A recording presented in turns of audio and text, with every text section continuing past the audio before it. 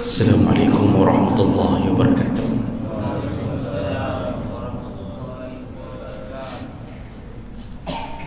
Alhamdulillahi rabbil alamin wa bi ni'matihi tatimmu as-salihat.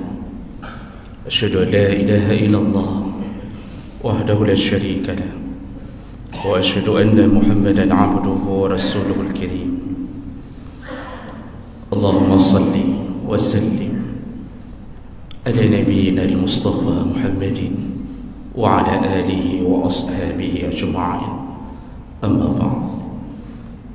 Rabbi shrah li sadri wa yassir li amri wahlul 'uqdatam min lisani yafqahu qawli. Segala puji bagi Allah, kemudian salawat dan salam kepada Rasulullah, pada keluarga dan seluruh sahabat-sahabatnya. Bapak Ibu jemaah salat subuh, ya Allah muliakan insyaAllah di dunia dan di akhirat golongan orang-orang yang dipastikan akan mendapatkan azab kubur atau azab di alam barzakh sebelum menuju ke neraka Allah Subhanahu wa taala. Dan terakhir kita sudah membahas bahawa salah satu penghuni dari alam barzakh yang mendapatkan azab kubur iaitu yang mati dalam keadaan pernah berzina dan tidak bertaubat dari zinanya. Kita sudah dengarkan di pertemuan terakhir kita siksa terhadap mereka. Allah rebus mereka di dalam satu panci atau satu kuali yang besar. Laki-laki dan perempuan penzina dikumpulkan Allah di dalam panci tersebut, direbus oleh Allah siang dan malam dalam keadaan telanjang. Dan itu mereka dapatkan sampai tiupan sangkakala. Itu efek daripada berzina. Baik, berikutnya golongan berikutnya yang dipastikan akan mendapatkan azab kubur di alam barzakh iaitu para pemakan riba atau pelaku riba yang melakukan transaksi selama hidupnya, pernah bermuamalah dengan riba dan tidak taubat sampai matinya. Model siksanya Rasulullah yang mengatakannya dalam hadis sahih Bukhari dari Samurah bin Jundub radhiyallahu anhu. Rasulullah berkata, "Ra'aitu al-lailah rajulaini atiyani." Pada satu malam aku bermimpi, kata Rasulullah, aku didatangi oleh dua malaikat. Perlu diingat kembali bahawa mimpi Rasulullah adalah mimpi yang benar. Rasulullah tidak pernah bermimpi basah. Namun kalau Rasulullah bermimpi, maka itu salah satu daripada kebenaran yang datang dari Allah. Maka Rasulullah menceritakan mimpinya, fa akhrajani ila ardin muqaddasah fantaliqna hatta ataina ala nahrin min dammin. Aku diajak untuk menuju ke satu lembah,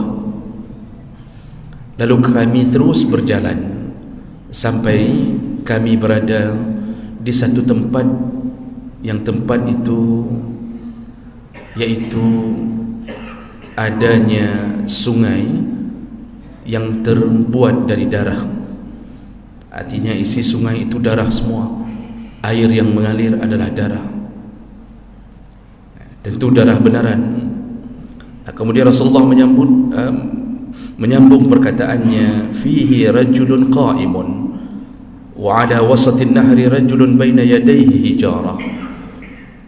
Di dalam sungai darah itu sedang berenang, artinya timbul tenggelam seorang laki-laki dan di samping sungai, di tepi pantainya atau di tepi sungai tersebut ada malaikat yang berjaga-jaga, dan di tangan malaikat itu ada batu besar, kata Rasulullah. Fa aqbala ar-rajul allazi fi an-nahr fa iza arada ar-rajul an yakhruja rama ar-rajul bihajarin fi fihi. Orang yang sedang ditenggelamkan di dalam sungai darah tadi, di tengah-tengah sungai, berusaha berenang untuk mencapai tepi sungai, karena tentu dengan siksaan berenang di sungai yang isinya darah. Ketika dia berusaha untuk keluar karena siksaan tersebut, malaikat yang berada di samping tepi pantai itu, tepi sungai itu, melemparkan batunya tepat ke mulut orang tersebut. Lalu sambil menahan rasa sakit, dengan batu yang besar tepat mengenai wajahnya, orang itu tenggelam kembali ke tengah sungai. Faraddadahu haitsu kana faja'ala kullama jaa'a. Maka terus berulang-ulang kejadian itu.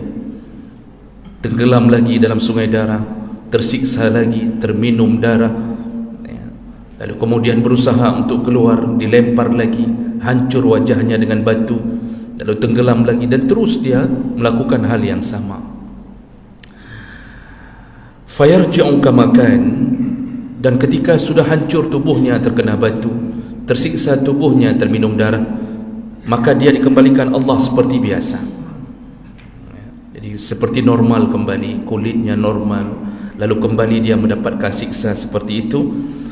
Faqultu ma hadza, lalu aku bertanya kepada malaikat yang mengajakku di dalam mimpi itu, kata Rasulullah, siapa ini dan ada apa ini, kata Rasulullah. Kenapa orang ini disiksa model begini? Faqal, lalu malaikat yang menemani Rasulullah menjawab, allazi ra'aitahu fin nahar, Muhammad, yang engkau lihat disiksa di dalam sungai darah tadi, yaitu akilur riba, mereka lah di dunia yang memakan riba. Hadis riwayat Bukhari. Nah, jawab mereka Allah, ini siksa bagi para pelaku riba di dunia, dan itu siksa di alam barzakh. Alam barzakh bukanlah liang lahat, tempat meletakkan casing tubuh kita. Alam barzakh, alam yang baru, dimensi yang baru. Kita mempunyai kehidupan yang baru seperti lahir dari rahim ibu. Dan salah satu daripada orang yang dipastikan mendapatkan siksa adalah yang bermuamalah dengan riba. Jamaah mereka Allah, Allah telah melarang melakukan ini berulang-ulang di dalam ayat-ayatnya. Allah katakan, wala ta'kulur riba adha'afan mudha'afah, janganlah engkau memakan riba dengan cara berkali lipat. Maksudnya memakan bunganya, mengambil bunga setelah meminjamkan sesuatu pada orang, diambil bunganya berkali lipat. Janganlah engkau lakukan itu, kata Allah. Allah juga mengatakan, barang siapa yang memakan riba, fa'zanu biharbin minallah wa rasulih, dia telah mengumandangkan perang kepada Allah dan Rasul. Allah diajak perang. Allah pakai kalimat ini untuk mengatakan bahawa begitu bencinya Allah kepada pemakan riba, sehingga seakan-akan ketika dia melakukan itu, dia telah mengatakan dan mengumandangkan perang dengan Allah Subhanahu wa taala. Allah Subhanahu wa taala juga mengatakan nanti di akhirat, ini tadi siksa di alam kubur, di akhirat nanti ketika mereka bangkit dari kuburnya, jadi setelah tersiksa, bisa jadi puluhan tahun, ratusan tahun, bisa jadi ribuan tahun di alam barzakh, karena jeda antara kita meninggal dengan tiupan sangkakala tidak ada yang tahu. Tidak ada yang tahu. Jadi ketika kita meninggal, kapan ditiup, itu tidak ada keterangan dari Nabi SAW yang menyatakan bilangan tertentu. Kalau berdiri di padang mahsyar, Rasulullah pernah mengatakan 50,000 sana, 50,000 tahun. Tapi menunggu kapan tiupan sangkakala, sedangkan kita di alam barzakh tidak ada keterangan yang pasti. Bisa ribuan tahun, bisa puluhan ribu tahun, bisa jutaan tahun kemudian, wallahu a'lam. Di situ kita disiksa habis-habisan. Nanti kata Allah, ketika tiupan sangkakala terjadi, bagaimana kondisi para pemakan riba atau pelaku riba? Allah yang mengatakan langsung, alladzina ya'kuluna ar-riba la yaqumun illa kama yaqumu alladhi yatakhabbathu asy-syaitan minal mas. Nanti ketika bangkit di padang mahsyar, semua yang meninggal dalam keadaan pernah bermuamalah dengan dunia riba dan tidak bertaubat sampai matinya, maka dia bangkitnya dalam keadaan seperti orang yang kesurupan syaitan, menggelepar-gelepar seperti mereka kesurupan syaitan di dunia ketika memilih untuk masuk ke dunia riba. Karena orang dunia riba itu terkesan tidak peduli halal haram. Yang penting dapat mobil dulu. Masalah cara nanti kita fikirkan kemudian. Yang penting buat rumah dulu. Masalah hidup dengan dunia riba, kredit bertahun-tahun dengan cara riba, atau pinjam uang di tempat-tempat rentenir, apakah namanya bank ataukah namanya orang-orang yang memberi pengkreditan atau apapun namanya. Dan mereka masuk ke dalam dunia itu. Kata Allah, seperti mereka tidak peduli, orang kesurupan syaitan itu tidak peduli halal haram, begitulah mereka benar-benar bangkit di padang mahsyar menggelepar-gelepar. Jadi orang lain berdiri mungkin dengan tenang dengan amalnya, pemakan riba mungkin yang akan terjadi adalah persis seperti orang kesurupan syaitan. Kenapa begitu? Allah lanjutkan, zalika bi annahum qalu innamal bai'u mislur riba wa ahallallahu al-bai'a wa harrama riba. Kata Allah, dulu mereka berani mengatakan bahawa jual beli itu sama dengan riba, padahal kata Allah, wa ahallallahu al-bai'a, Allah telah halalkan jual beli, wa harrama riba, dan Allah haramkan riba. Jadi ada dua pintu yang berbeda, pintu halal bernama jual beli dan pintu haram bernama riba. Tapi mereka membuat sebuah hal, dicampur adukkan jual beli dengan dunia riba. Lalu mereka mengatakan ini bukan riba, ini jual beli, sehingga orang bingung. Dan inilah yang terjadi, diolah nama, dibuat cara jadi dipoles. Yang seharusnya riba dipoles menjadi hal-hal yang tidak, seakan-akan tidak berbau riba. Begitulah mereka melakukannya di dunia. Lalu Allah sambung ayat itu, kata Allah, faman ja'ahu mau'izatun min rabbih fantaha falahu ma salafa wa amruhu ila Allah. Barang siapa yang telah datang mau'izah kepadanya, telah datang kabar kepadanya tentang riba itu haram, masuk ke dunia riba itu haram, dia datang pengajian, dia diingatkan, dulu dia tidak tahu, begitu tahu dia langsung berhenti, fantaha, langsung berhenti, kata Allah, falahu ma salafa wa amruhu ila Allah. Lalu dia batalkan ribanya. Kalau dia rentenir, dia tidak lagi mengambil bunga, bunga itu dikembalikan ke nasabahnya, artinya kerugian nasabah dikembalikan. Lalu Allah maafkan dia, wa amruhu ila Allah, Allah maafkan dia kalau tobat dari dunia riba. Jadi taubatnya rentenir bagaimana? Karena dia telah memakan harta nasabahnya dengan cara yang batil, memberi tambahan di atas pinjaman, maka wajib mengembalikan bunga itu, baru Allah maafkan dia. Lalu Allah sambung di ujung ayat, wa man ada fa ulaika ashabun nar hum fiha khalidun. Barang siapa yang mengulangi perbuatan itu lagi setelah tahu, ikut pengajian di mana-mana, dengar khutbah di mana-mana, berulang-ulang disebutkan tentang haramnya riba, tapi but mentang atas sasaran, itu juga perbuatannya.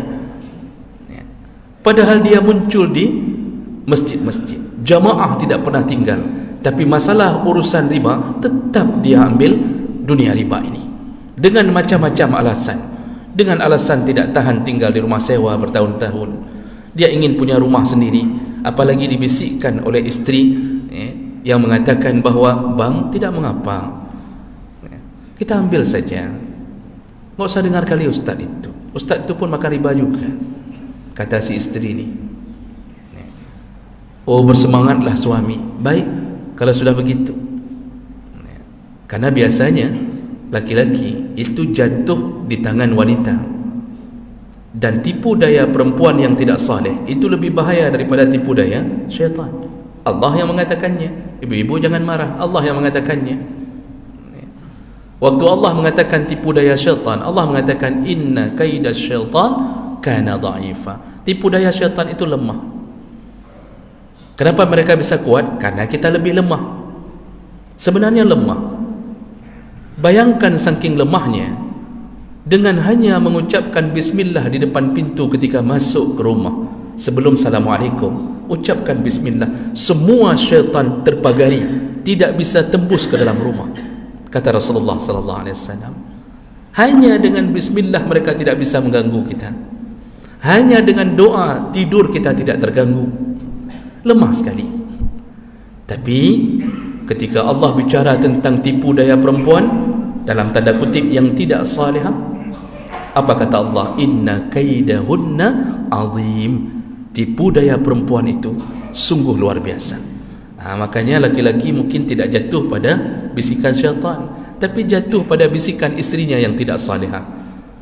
Ambillah riba dengan cara riba, pinjam di bank 100 juta, sudah tahu disuruh bayar 150 juta, tidak terjadi murabahah, tidak ada barang di tengahnya, tidak terjadi jual beli, langsung pinjam meminjam, maka langsung jatuh ke dalam dunia riba. Dan itu dia lakoni sampai matinya, sampai matinya.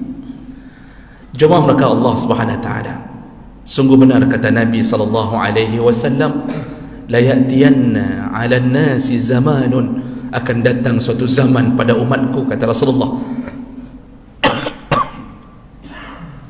la yubalil mar'u bima akhaza.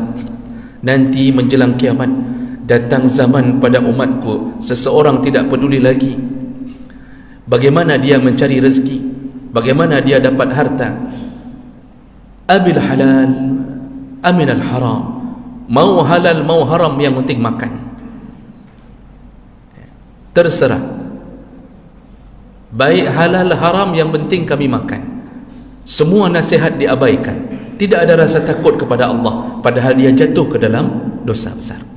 Jemaah mereka Allah Subhanahu wa taala, berhati-hatilah dengan dunia ini, karena Rasulullah sallallahu alaihi wasallam juga pernah mengatakan, ijtanibu as-sab'al mubiqat, jauhilah olehmu, kata Rasulullah dalam hadis yang sahih, 7 dosa mubiq. Kalau engkau melakukan 7 dosa ini, hancurlah dirimu, kata Rasulullah. Mubiq itu di akhirat hancur, habis-habisan hancurnya. Setelah menyebutkan syirik kepada Allah, durhaka pada orang tua, melakukan sihir, nah salah satu dari 7 ini, kata Rasulullah, akilur riba, yaitu mereka yang memakan riba. Hancur. Itu belum hancur di dunia, di akhirat sudah pasti hancur. Tapi Allah telah menjamin hidupnya juga hancur di dunia. Allah katakan yamhaqullahu riba wa yurbis sadaqat. Para pemakan riba yang jatuh dalam dunia riba, yamhaq, hancur hidupnya, kata Allah. Wa yurbis sadaqat, kebalikannya, yang suka bersedekah hidupnya akan berbahagia. Yurbi, hartanya semakin bertambah, hatinya nyaman, nanti dia dirindukan oleh surga. Itu orang yang bersedekah. Tapi pemakan riba, yamhaq, hidupnya hancur, dunia dan akhirat. Maka coba lihatlah sekeliling kita, ada yang berbisnis, bermodal dengan cara riba, pinjam sana, pinjam sini, ya, hidup dalam dunia kredit 20 tahun, 30 tahun yang akan datang. Lalu dia buat bisnis besar-besar, satu persatu Allah hancurkan, ditipu, ya, kemudian bangkrut, terikat dengan kredit, disita rumahnya, disita segala-galanya. hidupnya yamhaq. Itu Allah cabut keberkahan dari para pemakan riba. Jawablah ke Allah untuk kita ketahui, dunia riba ini diperkenalkan di dalam dunia jahiliyah itu oleh orang Yahudi. Kalau kita baca tafsir, ketika ayat-ayat menyebutkan tentang riba dalam surah Al-Maidah, salah satu kebiasaan Yahudi adalah memakan riba. Bagaimana caranya? Disebutkan dalam tafsir. Dulu ketika Rasulullah SAW datang ke Madinah, ternyata orang-orang sudah terbiasa memberi pinjaman kepada orang-orang Arab. Jadi orang Yahudi memberi pinjaman kepada orang Arab, itu bisnis mereka. Jadi ditawarkan. Seperti hari ini Yahudi berkeliaran menawarkan riba. Di pasar impres banyak Yahudi. Mereka menawarkan, Anda butuh bantuan, hubungi kami. Ada mobil Yahudi lewat di tengah jalan, di belakangnya ditulis spanduk, Anda butuh dana, hubungi kami. Itu semua sama. Walaupun mengaku Islam, otaknya otak Yahudi. Yahudi menawarkan kepada orang Arab, butuh bantuan, hubungi kami. Orang-orang Arab di saat itu diliputi dengan kemiskinan, datang kepada Yahudi meminjam uang, beberapa dirham atau beberapa dinar. Disyaratkan bayar dengan cara berbunga. Pinjam 1 dinar, bayar 1,2 dinar contohnya. Lalu kemudian ketika datang temponya tidak sanggup bayar, dikali lipatkan. Boleh, kami berikan lagi tempo berikutnya, tapi bayarnya menjadi 1,4 dinar. Jatuh lagi tempo, tidak sanggup bayar. Yang namanya orang sudah berhutang mana sanggup bayar?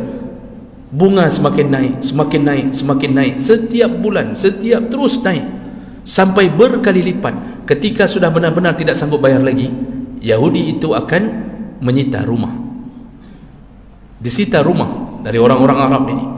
Kemudian setelah disita rumah tetap tidak sanggup bayar, itu rumah sudah jadi milik rentenir tadi, tidak sanggup bayar, disitalah anaknya. Anaknya dijadikan budak oleh para Yahudi. Jadi kalau tidak akan dibuat hukum, bisa jadi dibunuh atau dia dihukum mati, macam-macam. Jadi anak diambil. Tidak bisa bayar juga setelah anak jadi budak, istri diambil. Kalau istri bukan dijadikan budak, dijadikan selir, dilepaslah istrinya. Tidak mampu bayar juga, akhirnya orang yang berhutang ini diambil, dijadikan budak oleh orang Yahudi akibat berhutang dengan cara riba. Begitulah keadaan hari ini. Dan mohon maaf saya katakan, sebenarnya sistem riba yang dibangun di bank konvensional itulah sistem Yahudi, yang kita berbangga-bangga dengan mengatakan inilah produk untuk masyarakat, membangun masyarakat, begini kita pinjamkan. Itulah produk Yahudi. Jawablah ke Allah, di mulut kita selalu benci kepada Yahudi, kita laknat-laknat, tapi buat Yahudi apa buat? Padahal siksanya besar sekali, dosanya besar sekali. Dan sebagai penghujung, kita tidak bisa memperpanjang karena panjang sekali Pak urusan riba. Ini tidak sempat kita jelaskan yang namanya riba itu permainannya bagaimana. Tapi walaupun begitu, dalam waktu yang singkat sebagai penghujung tausiah kita, sekedar kita tahu bahawa riba itu berasal dari kata raba, yarbu, artinya bertambah. Yang dimaksud dengan riba yaitu transaksi yang dilakukan, pinjam meminjam, hutang piutang, yang disyaratkan tambahan. Itu riba, apapun bentuknya. Kalau jual beli tidak termasuk riba, walaupun mengambil tambahan. Harga barang 100.000, kita jual dengan cara kredit 150.000, tidak jatuh ke riba karena terjadi jual beli. Dibolehkan mengambil untung walaupun dengan cara cash atau kredit. Dan itu bukan dua harga, dibenarkan. Sepakat para ulama mengatakan terjadi jual beli. Makanya murabahah di bank syariah hari ini, disediakan barang, kita minta ambil barang lalu dikreditkan, dikreditkan, insya-Allah halal. Jadi riba itu bagaimana? Riba itu secara umum saja, karena pembahasannya detail. Dia ada 6 barang komoditi riba. Ketika Rasulullah menceritakan tentang riba, itu ada 6 barang Rasulullah sebutkan: az-zahab bil-zahab, emas bertemu emas, al-fiddah bil-fiddah, perak bertemu perak, dan seterusnya. Nah, kalau terjadi pertukaran barang. Ini ada dua jenis. Yang pertama bisa terjadi pada pertukaran barang, bisa terjadi yang kedua pada pinjam meminjam. Pertukaran barang, barang yang sejenis, kita mau tukar emas murni atau kita tukar emas 10 karat. Apa ni nama emas 10 karat? Ada 10 karat. 22 karat. Kita bawa sekitar 10 gram. Kita ingin tukar dengan emas murni ke toko emas. Maka syaratnya tidak jatuh ke riba, itu harus sama takarannya. Jadi kita tukar 22 karat ke toko emas itu pun harus memberi yang 10 gram dengan jumlah yang 10 gram dari emas murni. Tentu tidak mau, karena mau ditukar dari emas yang tidak murni ke emas murni. Mana mau ditukar dengan takaran yang sama. Nah, kalau ini terjadi, langsung bawa emas, bang tukar dengan emas murni. Tidak terjadi jual beli, kita langsung tukar. Lalu ditukarlah dengan, tadi kita bawa 10 gram, ditukar dengan 5 gram, terjadilah riba. Langsung jatuh ke dosa besar. Karena syaratnya supaya tidak riba, yaitu harus sama takarannya, kemudian tunai di tempat, tidak boleh diambil jeda waktu. Tapi tidak mau yang punya toko. Maka oleh karena itu solusinya jual dulu emas kita kepada dia. Setelah kita ambil uangnya, baru kita beli berapa yang dapat dari emas murni, baru aman. Orang yang punya beras jatuh, beras miskin, bawa ke toko beras, lalu mengatakan, bang nak tukar apa? Nak tukar dengan bergat, tukar dengan beras bagus bang. Ditukarnya langsung dengan beras bagus, baru tidak jatuh ke riba. Kalau sama, bawa 10 kilo, itu yang beras bagus pun harus 10 kilo. Mana mau yang punya toko? Masa beras busuk, beras buruk ditukar dengan beras bagus, sama-sama 10 kilo, mana mau? Maka ditukarlah langsung menjadi 7 kilo tanpa terjadi jual beli, maka jatuh ke riba. Solusinya bagaimana? Jual dulu beras kita ke dia, lalu kemudian sudah ambil uang, kita beli berapa yang dapat dari uang kita tadi untuk membeli beras yang bagus. Jadi tukar menukar seperti ini, kalau tidak satu takaran, jatuh ke riba. Jatuh ke riba. Nah, kalau sesama mata uang, emas dengan emas, berlaku juga begitu. Namun kalau berbeda mata uang, misal kita tukar dolar dengan rupiah ke money changer, nah itu syaratnya satu untuk tidak jatuh ke riba, yaitu tunai di tempat. Tidak boleh menunggu bank tukar 1 juta ke dolar atau 100 dolar tukar ke rupiah. Syaratnya satu, yaitu tunai di tempat, baru hilang riba. Jadi berapapun naik dolar, berapapun naik rupiah, terima apa adanya. Tidak boleh kasih 100 dolar lalu kita katakan kepada pemilik money changer itu, kita katakan nanti kalau sudah turun rupiah baru abang tukar, sekarang saya simpan dulu di sini ya. Tidak dibolehkan, jatuh ke riba. Itu contoh. Dan yang paling hebat hari ini, yang paling dahsyat, yaitu riba jahiliyah, riba di atas pinjam meminjam. Itulah yang dipraktekkan oleh bank-bank konvensional. Pinjamkan sekian, lalu diminta lebih dari jumlah pinjaman yang diambil. Semua mereka jatuh ke riba. Dan itu pak, dalam hal kecil pun bisa jatuh. Kita pinjamkan mobil, kita pinjamkan motor, lalu kemudian kita katakan, itu kalau bawa pulang kembali nanti motornya, tolong bensinnya dipenuhkanlah. Ya, paham-pahamlah. Padahal waktu kita pinjamkan enggak ada bensin pak, cuma sedikit. Lalu kita syaratkan, nanti kalau pulang ya, tolonglah dipenuhkan yang bermofomnya. Kita beri syarat, padahal kita meminjamkan motor kita. Orang yang meminjam seharusnya mengembalikan apa adanya, tapi diberi syarat untuk mengisi bensin penuh, langsung jatuh ke riba. Nah, oleh kerana itu jemaah belaka Allah, hati-hati dengan dunia riba. Allah marah sekali. Saking marahnya Allah, Nabi mengatakan dosanya melebihi 36 kali berzina. Dalam hadis yang lain, sama dengan berzina dengan ibu kandung sendiri. Maka lepaskanlah hari ini dari dunia riba ini. Jangan terjun ke dunia itu. Yang sudah terjadi dalam kredit-kredit masa lalu, cukuplah tutup, kemudian berjanjilah tidak mengulanginya. Masih mengulanginya, faulaika ashabun nar hum fiha khalidun. Yang mengulangi memakan riba ini, maka siap-siap kata Allah menjadi penduduk neraka selama-lama di dalamnya. Allah enggak menyebutkan orang kafir, Pak. Allah menyebutkan yang mengulangi makan riba selama-lama di dalam neraka. Tamatlah riwayat kita ketika masih terus melakukan dunia ini. Maka jemaah melakukan Allah, mudah-mudahan nasihat kita pada hari ini berguna bagi yang berbicara dan berguna bagi yang mendengarkan, dan semoga Allah mengumpulkan kita kembali di dalam surganya. Subhanakallahumma bihamdik asyhadu an la ilaha illa anta astaghfiruka wa atubu ilaik. Wassalamu alaikum warahmatullahi wabarakatuh.